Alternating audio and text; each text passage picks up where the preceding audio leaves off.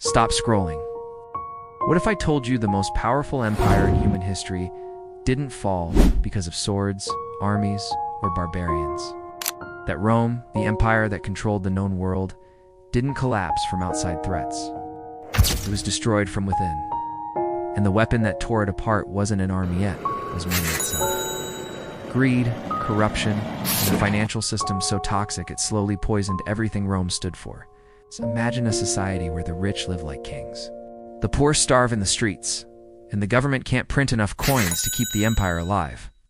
Imagine leaders bribing their way into power, armies fighting only for pay, and citizens losing faith in everything they once believed in. This is the untold story of how wealth became the enemy, how money didn't just buy power, it destroyed it. By the end of this video, you'll see why Rome's collapse isn't just history. It's a warning. Stay with me. Because the truth about money, greed, and power is about to shock you. Rome, the empire that once ruled nearly the entire known world, did not fall overnight, nor was it destroyed solely by invading armies or barbarian hordes. In fact, the greatest enemy of Rome was something far less visible, yet far more powerful. And that enemy was money itself, because as Rome expanded, gold and silver flowed into the empire like rivers. Taxes poured in from every province. Trade flourished, and wealth seemed limitless. But with wealth came greed, and with greed came corruption. And slowly, almost imperceptibly at first, the very fabric of Roman society began to decay. At the heart of this decay was a simple truth. Rome had begun to value money more than morality, more than discipline, and more than loyalty. And this shift would ultimately destroy the empire from within. The early Roman Republic had been a society of rules, honor, and civic duty.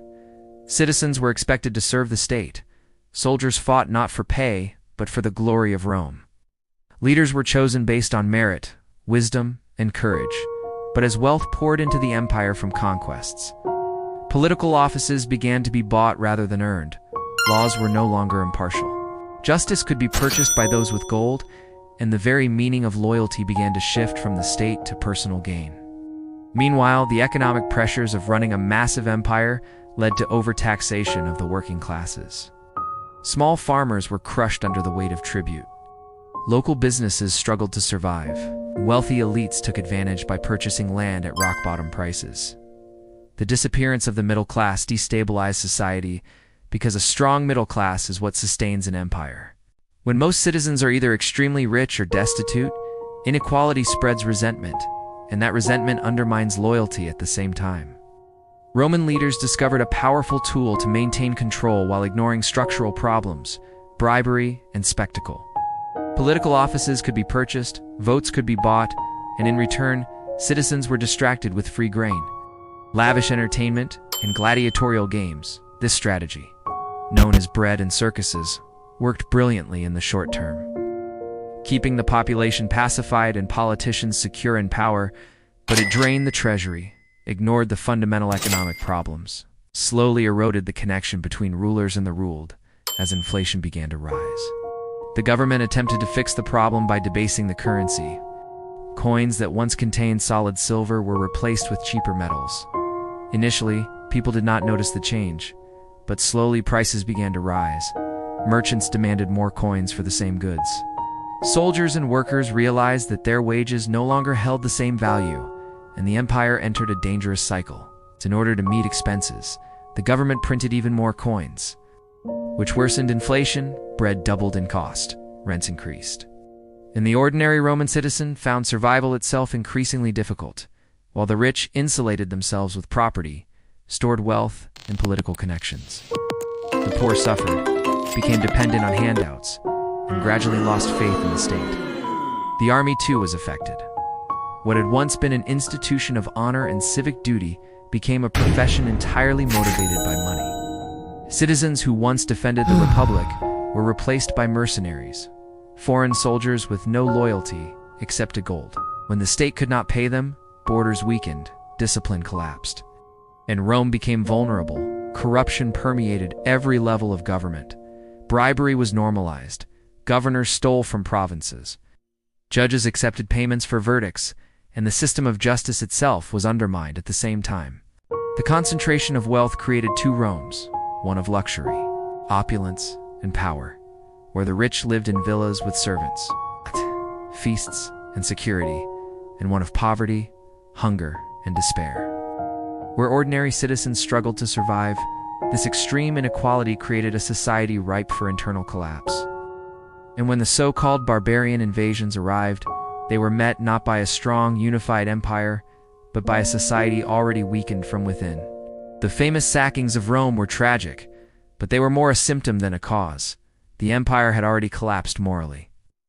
Financially and socially, one of the most striking lessons from Rome is how money, when prioritized over values, can corrode every institution. Wealth became a measure of worth rather than service. Greed replaced responsibility, and short-term gain became more important than long-term stability. The consequences of this were catastrophic. Trade networks failed, as confidence in currency eroded. Soldiers abandoned posts when payment was delayed. Provinces were neglected, and communication between central government and distant territories faltered. Every Roman citizen could see that the empire was no longer serving the public good. Yet change was almost impossible because the leaders were invested in maintaining appearances. They continued to spend extravagantly, promised more handouts, and engaged in political manipulation to secure votes. But behind this veneer, the empire was bleeding out slowly.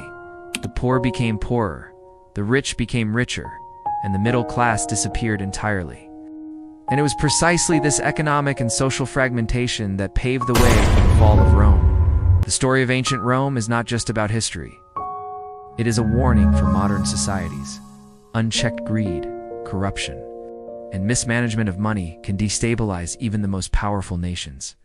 When financial gain becomes the primary goal, trust erodes, institutions weaken, and society fractures. Inflation, debt, inequality, and manipulation of currency are not modern problems. They are timeless human challenges. Rome demonstrates how an empire can be rich, yet morally bankrupt, powerful, yet internally fragile, and respected, yet secretly collapsing. The Roman Senate, which once represented civic virtue, became a playground for the wealthy elite. Legislation favored the rich. Public projects were abandoned if they did not benefit those in power. And civic engagement dwindled as ordinary citizens lost hope. Even the army, once the pride of Rome, suffered from this obsession with money. Mercenary forces replaced citizen soldiers. Loyalty became contingent on timely payment rather than devotion to Rome itself. And when finances failed, loyalty failed. Leaving borders exposed and citizens vulnerable, cultural decay followed economic decay, as Romans became obsessed with luxury, indulgence, and spectacle. Public morality eroded, family structures weakened, and the social contract between rulers and the ruled crumbled. The rich flaunted wealth, while the poor starved. Corruption became routine. Bribery was commonplace, and eventually, even the fear of divine punishment or societal backlash failed to restrain moral decay. The fall of Rome, therefore, was not a sudden event, but a slow, creeping collapse driven by the very wealth and money that had once symbolized its greatness. Inflation destroyed purchasing power, greed undermined institutions, inequality fractured society, corruption normalized vice, and the once mighty empire of Rome gradually fragmented into chaos. When the barbarians arrived, they encountered not a formidable fortress, but an already decaying society. The final sacking of Rome was tragic, but predictable, a mere punctuation in the story of an empire destroyed from within. And the lessons are clear: financial mismanagement, corruption, moral decay, and the worship of wealth over values can bring down even the strongest civilizations. The parallels to modern society are striking. Debt crises, inflation, corporate corruption, extreme inequality, political manipulation, and eroding trust in institutions show that the Roman story is not ancient history. It is a cautionary tale. By studying Rome, we can learn how to recognize the signs of collapse before it happens, how to balance wealth with responsibility, and how to ensure that financial gain serves society rather than undermines it. As you reflect on Rome's fall, consider the subtle ways money can influence decisions, policies, and morality in your own life and in the society around you. History reminds us that power without principles is fragile, wealth without wisdom is dangerous, and greed without accountability is lethal. So the next time you read about economic crises, political corruption, or societal unrest, remember that Rome faced the same forces centuries ago, and the collapse was neither mysterious nor sudden. It was the result of generations of choices that prioritized money over values. And if you ask yourself whether modern societies are immune, the answer is no. The same forces are at work today. Understanding history is our best defense against repeating it. So the story of how money destroyed ancient Rome is not just a tale of the past, it is a lesson for the present and a warning for the future. Finance TED Official brings you this story not only to inform, but to inspire reflection on the value of integrity, the danger of greed, and the importance of responsible financial and civic behavior. Because empires rise and fall not only with armies and battles, but also with currency, ethics, and the loyalty of their citizens. Rome was magnificent, wealthy, and seemingly invincible, yet it fell because money replaced morality. And the lesson remains timeless. Riches without responsibility, power without service, and greed without restraint are the seeds of destruction. Drop your thoughts in the comments. Tell us what lessons from Rome you see in today's world. Like this video if it made you think. And subscribe to Finance TED Official for more immersive stories that connect history, finance, and human nature, because Rome is gone. But its warning is still alive, and its story still speaks to anyone willing to listen. About how money can build, but also destroy, everything we hold dear.